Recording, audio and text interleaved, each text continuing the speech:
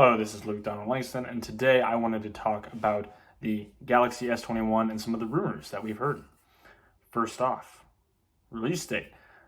It is expected to be released mid-January, which is a month earlier than Samsung normally does the new S series release date. So mid-January, hopefully when it gets released. Next thing, pricing, pretty important. Lots are expecting the pricing to be similar to the S20. So the S20 was $1,000, the S20 Plus was $1,200, the S20 Ultra at $1,400. Lots of expectations to have the S21 at those same price points. However, there are a few that have rumored hopeful possibility of the phone being cheaper. These phone prices being set back by $100 or $150, almost more like kind of like iPhone pricing, similar to that. So you had 800, $1,000, and I can't remember, but just set back a bit. And I will get into why here in a little bit. But with that, let's hop into some of the big rumors we have about the Galaxy S21. First off, what makes a phone a phone?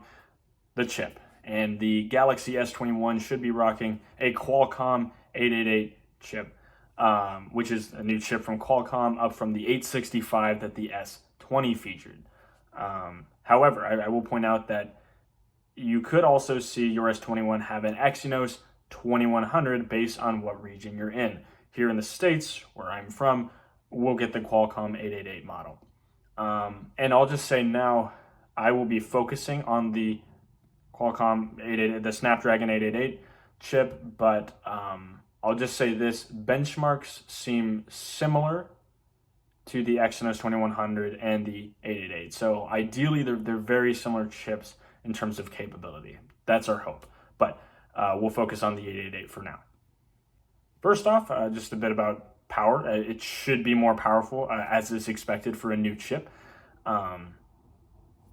More efficiency is a big thing for me personally, and this chip is expected to be more efficient as well.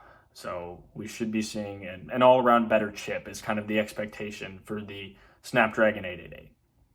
A little bit about gaming specifically, it does include a variable rate shading feature. And in summary, what that does is it lets a game render less important things. Well, it lets the game not render as well non-important things so it can focus on important aspects of the game. So ideally, developers can use this to make this chip a bit more efficient at running games. So gaming should be a plus here in this chip. The chip is made with the 5 nanometer process, the same process that was big for the A14, Apple's cool new chip for the iPhone 12.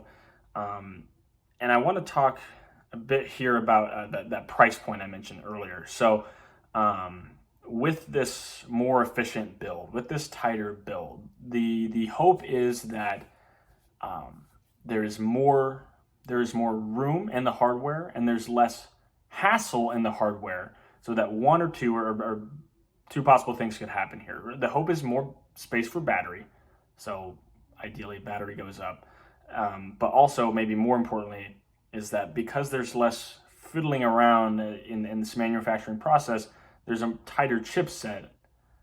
Ideally, that is why the price point comes down a bit. So essentially, this chip has been made a bit better, a bit more ideally, and so the price of the phone lowers a bit as well, which would be great. Getting more power and more phone for less, that's technology improvements, and that would be exciting to see Samsung actually drop their price point a little bit for a better phone. That'd be very awesome.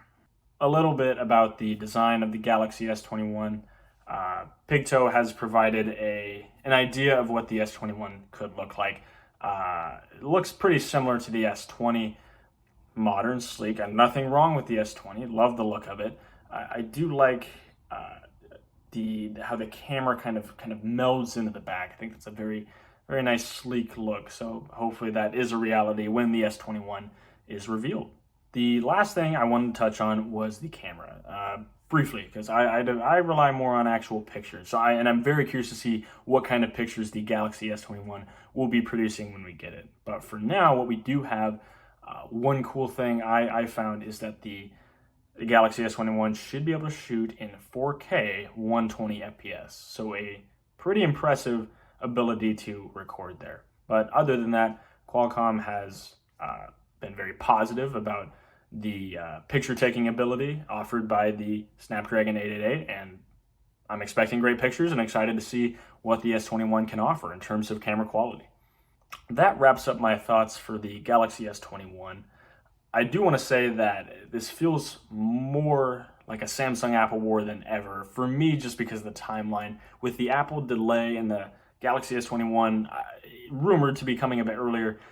They're releasing at such similar times. It feels very much like a head-to-head competition. So I am excited to see what the S21 can offer, especially compared to the iPhone 12, which is a phone I happen to have myself. I'm recording on it right now, so that'll be fun to check out.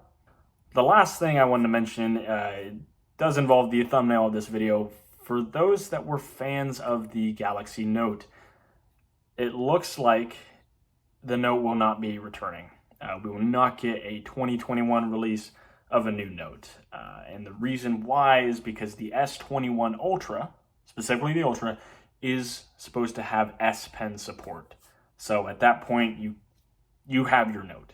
The Note doesn't make too much sense now as a phone to be released. So goodbye Note. I saw one rumor that we could have a new Note release, but so many other rumors seem to be saying that the Note will not be continued this year. So rest in peace, Note. No more Note. Thanks for watching this rumor video about the Galaxy S21. If you would be so kind, I would appreciate any ideas you have for future videos that I could touch on. Please let me know in the comments what you'd like to see from me. And with that, this has been Luke Donald Langston with Donald S6. Catch you in the next one.